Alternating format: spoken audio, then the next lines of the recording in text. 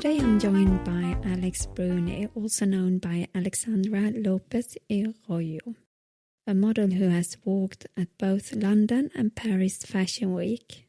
She's also a fashion writer with a unique voice, exploring sustainability, art and the beauty of aging at Substack. The real does not affect itself.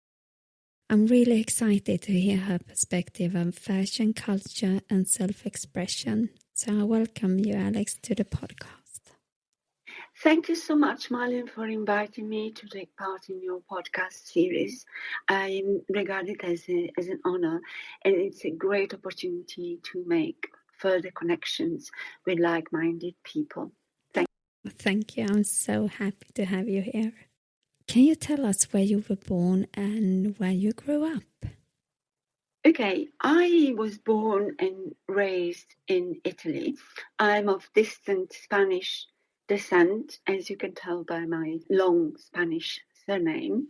Just before I turned 20, or just around the time of my 20th birthday, I moved to London to study. And then I ended up staying. Life caught up with me. I now hold a British nationality, but I've kept my Italian one as well. In a way, it's the best of both worlds, especially with all the changes that came after Brexit. So what first sparked your interest in fashion and modeling? Okay, my background is actually academic, and I was a university lecturer teaching visual culture. And fashion was at first an intellectual and cultural interest. I used to teach my students about fashion. Modeling came by accident, but once the opportunity appeared, I decided to embrace it fully, even though I was already in my late 40s. How and why did you take the first step into the modeling world? Okay, well, you can say that modeling didn't happen because I chased it. It happened because I said yes to an accident. And that was simply that I was street cast for a fashion editorial. And after that shoot, I impulsively approached two agencies. One turned me down and the other one signed me. And that's how it started. Oh, lucky them. Yes. I've seen your photos and you are such an amazing model, and it's such an honor to have you here. Thank you. Thank you. You're very kind. Thank you very much. So I'm very curious. How was it like walking down the runway the first time? Okay, so I began as a commercial model because I'm under 5'9", which would be 175, 176. I don't reach 5'9", but nevertheless, because sometimes people can be quite flexible regarding height. Slowly, I transitioned into fashion modeling. So at first, I did a few local shows, some charity ones, and they were fun, not at all daunting. But my first London Fashion Week was in 2012, and it was absolutely unforgettable. I was cast by Robin Cole, a milliner from Wales, to model her hats and nothing else. So we walked barefoot and nude, except for the headpieces. Wow. We were in a closed studio in Shoreditch. The public was not allowed in, only the photographers.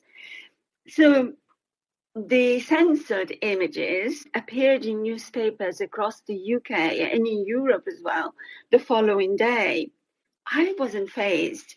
In my youth, I had done quite a bit of art modeling. So, I felt at ease. I felt quite protected, really. But yeah, people really did talk about it. Not everybody liked it. Some people immediately said, oh, that was a publicity stunt. Yes, of course, it was a publicity stunt for Robin Cole.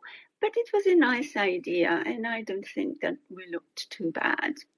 And I'm thinking it's a kind of art. Of course, it was for the publicity. I understand that, but if you see it like an art, the focus was entirely on the hats. Mm-hmm.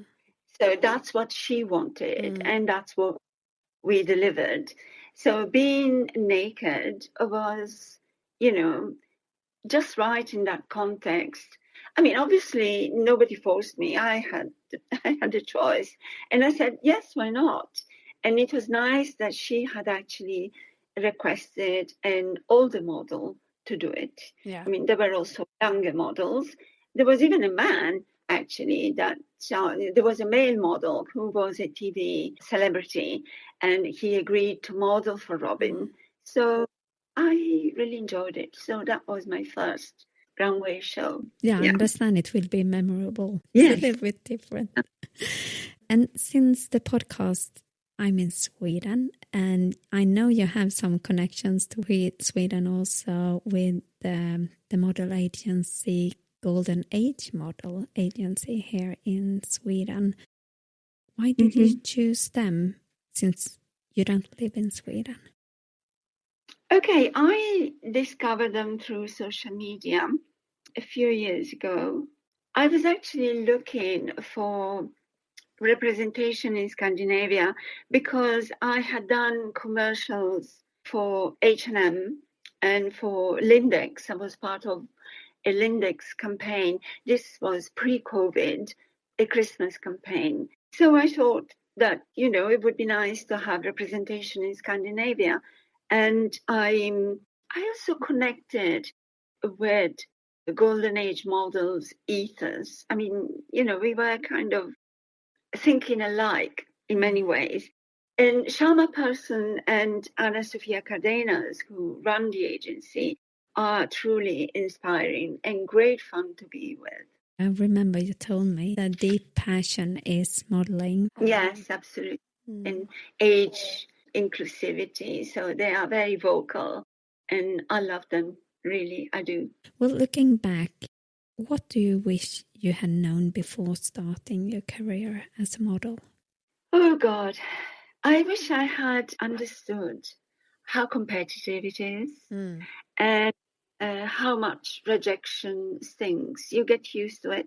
You accept it. You take it in your stride. But it stings.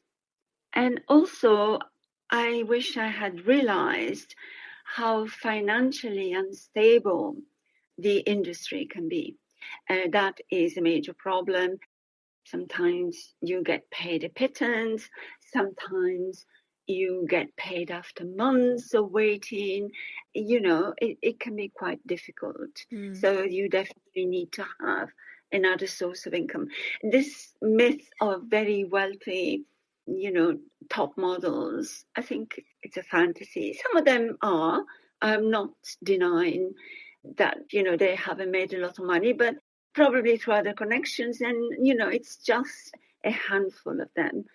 Most models really need to have something else to support them when they're not working or when they're waiting to get paid.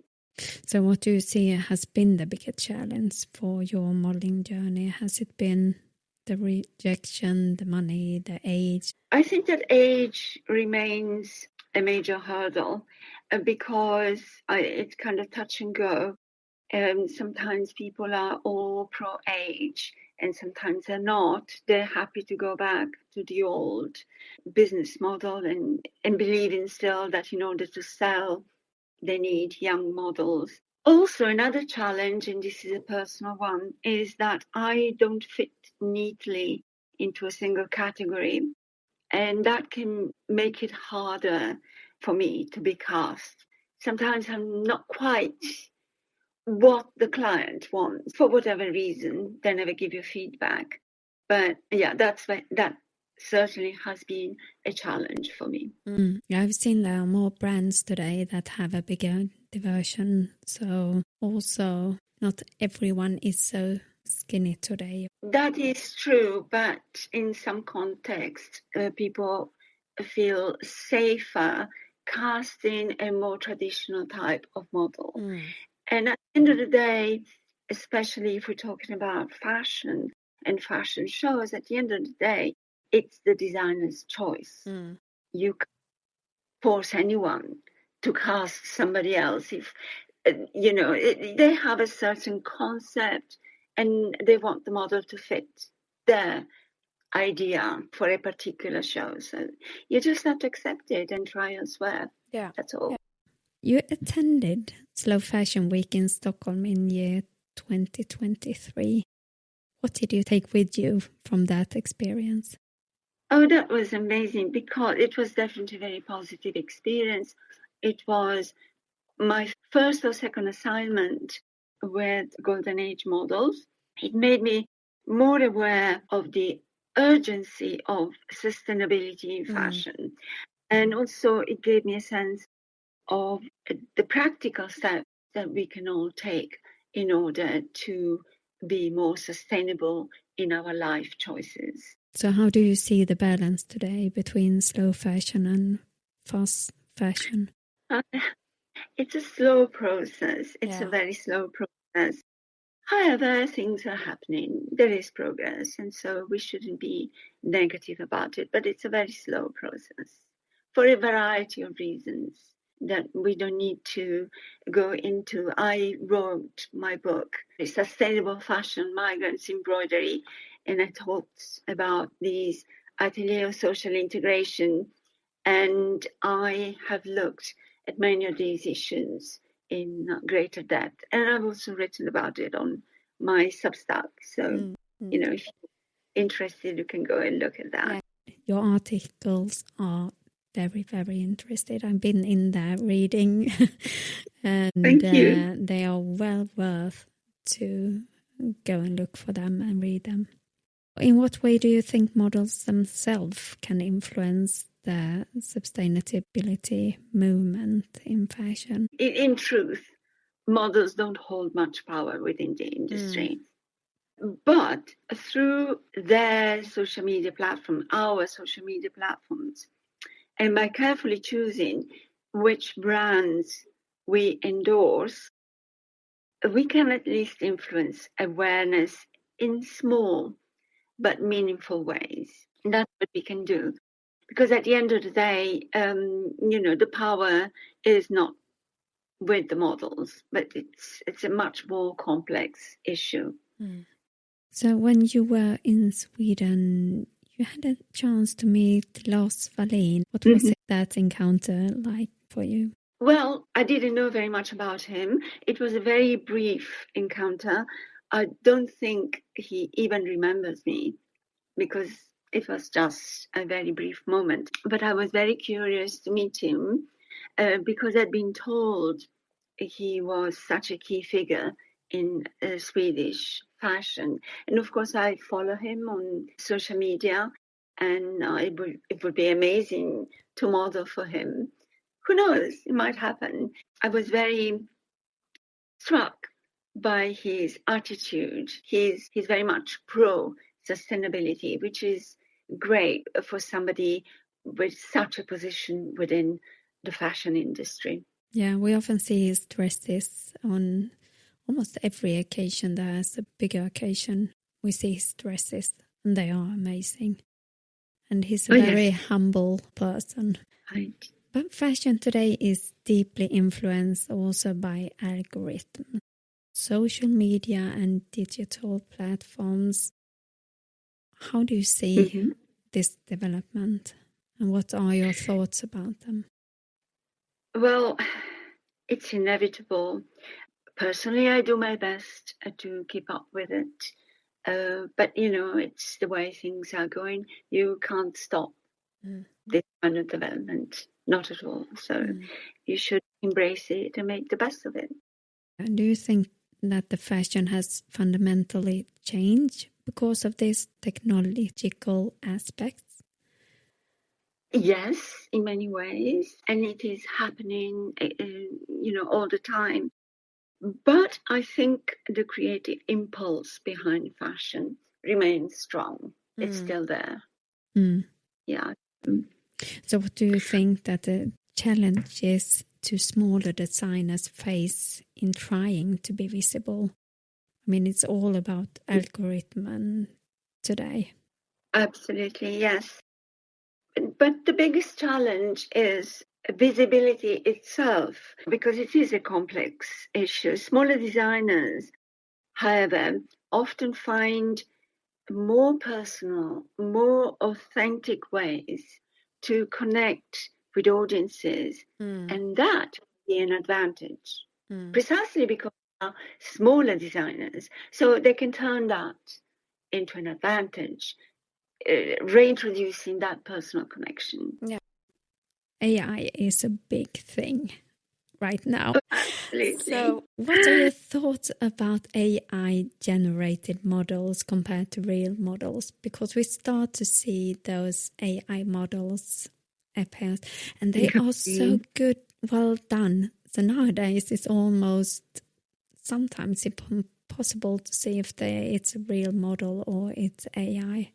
What are your thoughts about this? Yeah, well, I do have some thoughts. Okay, AI models may replace images, but they can't replace presence. So AI models are here to stay. And there's no question about it. Ironically, it may make live runway shows even more important, because that's when you people, human beings, only human models can walk them. I mean, I suppose you could have a runway show with holograms, but it wouldn't be the same. At the moment, AI models also lack true diversity, something that, of course, real humans embody naturally. So diversity isn't an algorithm, it's human. And this gap between the AI models that are sort of all perfect or flawless actually highlights why diversity matters so much. Diversity is human. Yeah, and I think by time we will see that will be the more unique thing, and we hopefully will embrace it even more than we're doing Absolutely. today. I mean, AI, hopefully AI will develop also to sort of include diversity, which it doesn't at the moment. But, there is that human presence which AI cannot in any way compete with. Presence is a human quality. So that's why I have great faith in live runway shows. We might see that rather than having these massive spectacles like London Fashion Week or Paris Fashion Week, we might end up having smaller runway shows where people sort of get together and can look at the clothes more closely. So it might gender this kind of changes. So do you think AI is more of a threat or as a creative tool for designers? No, I think it can be a creative tool. I mean, is atomic energy a threat? Yes, but at the same time, it's also, very good. So we shouldn't start saying, oh, blah, blah, blah, AI, it's the end of it. No, it's not. Let's embrace it. Let's make it our own. Have you seen any example where AI have actually been inspired or helped designers? To be honest, I haven't really kept up, and I'm not aware right now of any AI example, because I think also it's still in the early stages. Yeah. So let's wait and see. Let's wait and see. Yes, I think soon we will see probably some runway with maybe robots or something. Could be, but then it would be something different. It would be something extra, something additional too, but it wouldn't replace human beings. I really, I can't think. I mean, some people do think that, but I think that's such a negative view of our future. No, it's not going to be a Matrix-like future. Definitely not. No. You represent a generation that hasn't always been visible in fashion. How does it feel to be a part of this change? Because I can feel like lately we've seen more women in our 50s, 60s, 70s, 80s. We are claiming more territory, so to say. I mean, It feels good, and in a way it's also inevitable because we tend to live longer lives, although not everywhere, not in every part of the world. There are also certain divisions and differences that are still there in, lifestyle, economic conditions, and so on.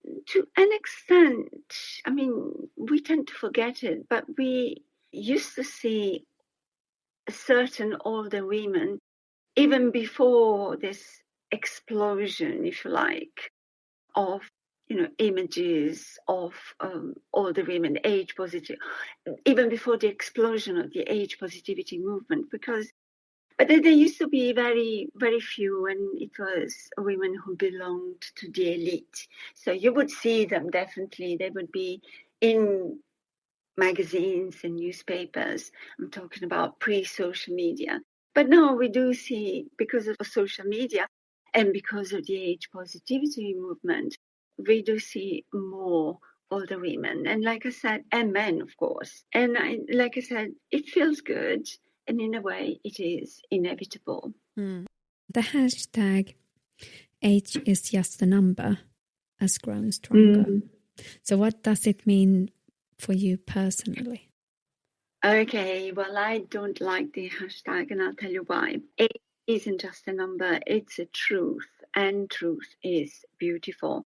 I mean, age is real, so why deny it? Often people use the phrase to mean they look youthful, and which I find a bit sad. So age is just a number, it's just to say, we are young and beautiful still. Why should looking younger be the goal? So that's why I like the hashtag. It's been interpreted that way. Wanting to look younger is not freedom. The real freedom is accepting who you are. Yeah. So what do you think the generation can learn from embracing natural aging? That aging is natural. You can't stop it. And no more that you can stop dying. It's part of the life cycle.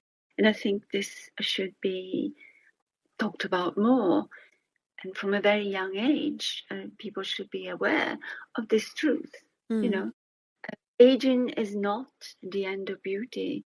It's the expansion of it.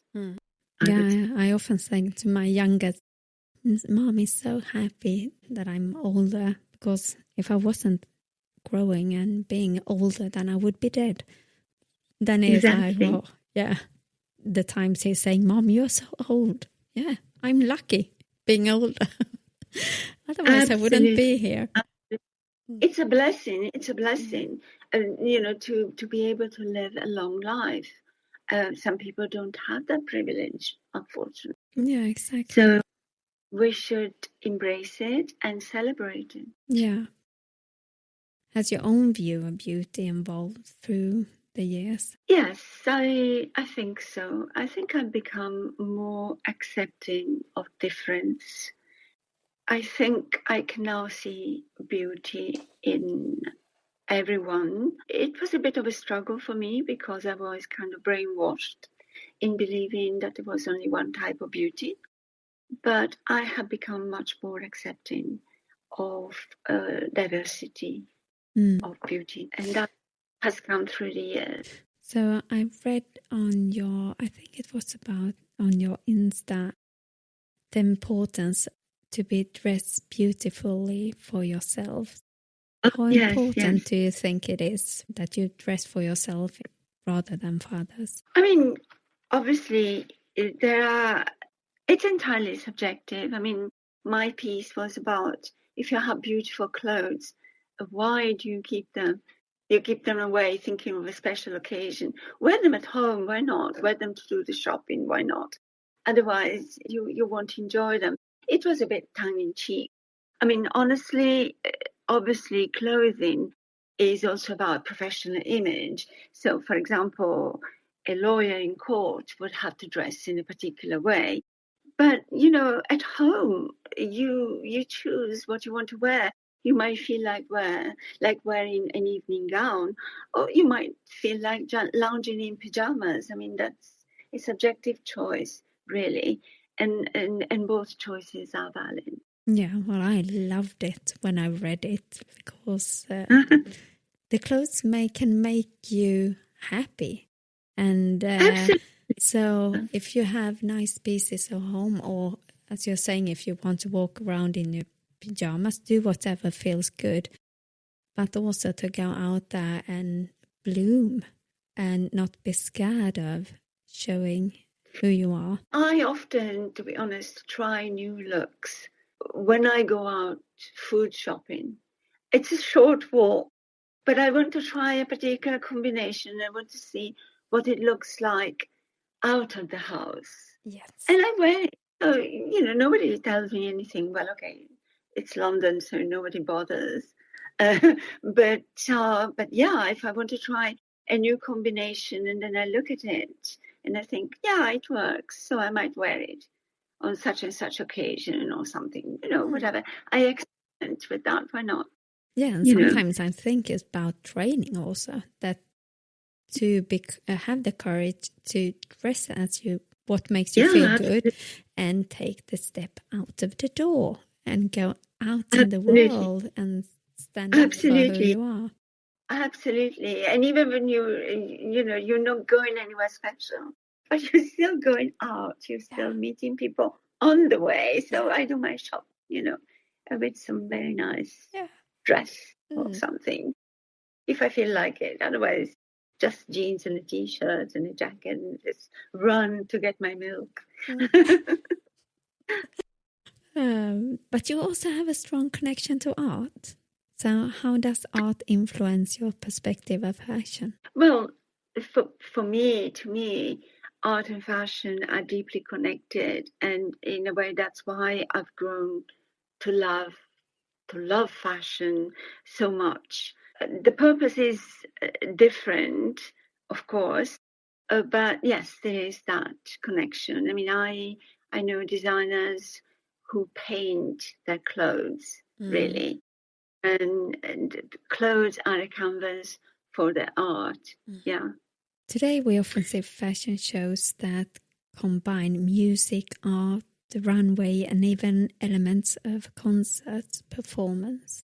As a model and a writer, how do you experience that blend? I love it. I mean, fashion shows are performances, and they do require also certain skills from the models. I mean, not all fashion shows are just a straight walk with an expressionless face. There are some fashion shows that do require you to move, to dance, to interact with your audience. And yes, I also go and watch. I mean, I sometimes am part of the audience. And I love it when I can see a combination of different things. I mean, the fashion show I went to quite recently, it had the models, but also the dancers around the models. The music was amazing. It was a bit retro, with hints of the 60s and the 70s. And the audience was so energized. People were dancing in their seats. It was a great experience. But do you think designers now need to think differently when fashion becomes more of a culture performance rather than just clothing? I think actually they do. I think designers they do love the fashion show as performance. They're very aware of this. Unless they're working in fast fashion, in that case, the performative element is not part of it. But altogether, the performative element has always been inherent in fashion. So, kind of combination there. But do you feel that the society today makes stronger demands on fashion, not only to be beautiful or functional, but also to carry a message or story or a statement? Yeah, it's a very complex discourse because I think society definitely expects more. I mean, we as society is us, we expect more fashion in terms of a commitment to the planet, to a more sustainable lifestyle. However, I'm not sure that fashion or the fashion industry alone can carry all of this weight. It must be a more concerted effort. And, we can't just blame it only entirely on the fashion industry. No. You have worked on both London Fashion Week and Paris Fashion Week. Mm-hmm. How do they differ? Okay, so Paris Fashion Week is really about couture.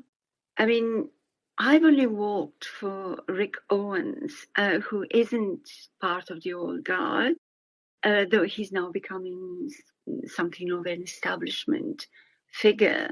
London Fashion Week compared to Paris is more open, more kind of street fashion oriented. That said, the newer presence of Matière Fécale, a new brand in Paris, is very thrilling. I mean, they are incredibly anti-stereotype. They embrace diversity fully, and their craftsmanship is remarkable. I would love to work for them, and who knows, and I'll try to manifest it. But yeah, basically those are the main differences between Paris Fashion Week and London Fashion Week. There is also Milan. I've never walked at Milan Fashion Week, and again, it is a bit different. I think each Fashion Week is quite unique, has its character.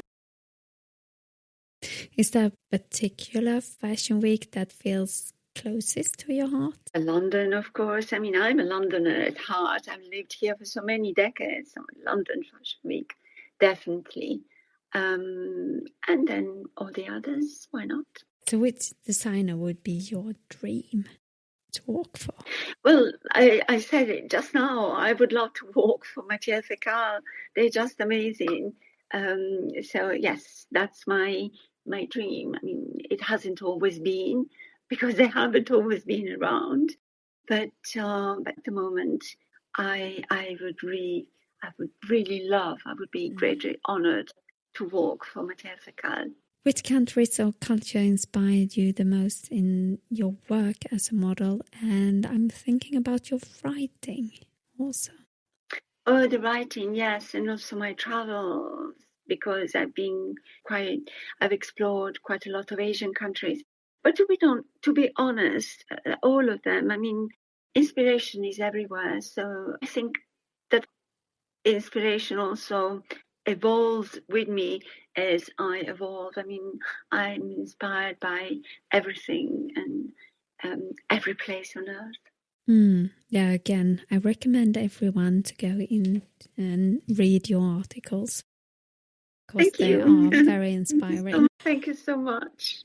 Have you ever studied design yourself or considering doing so? No, I never have. I have recently taken up sewing and learning. I have no intention whatsoever of designing a collection.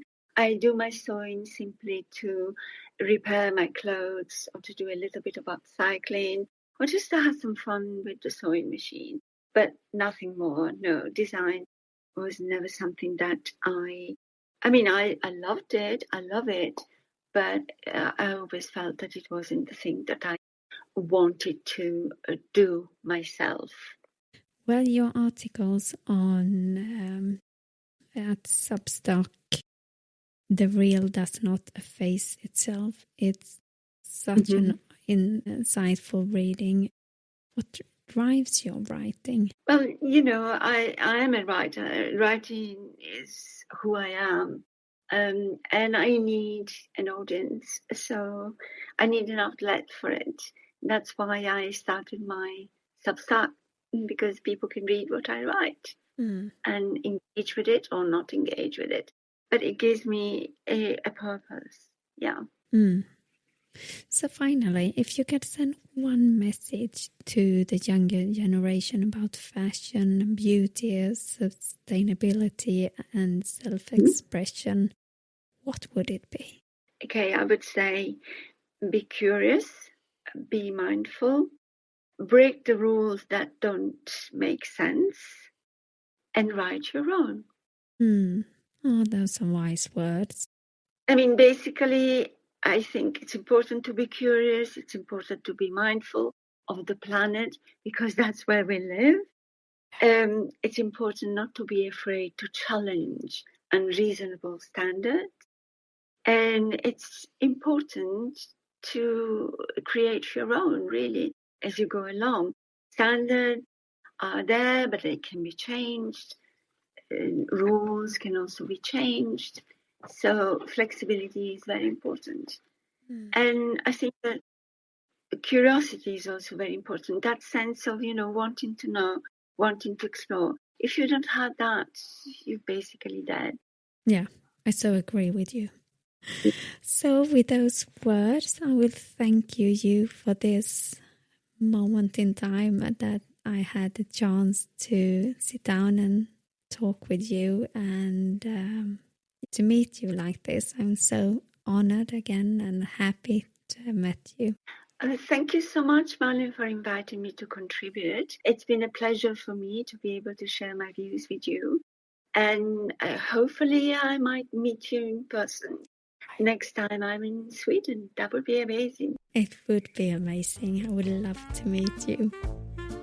So, thank you for now. And bye for now.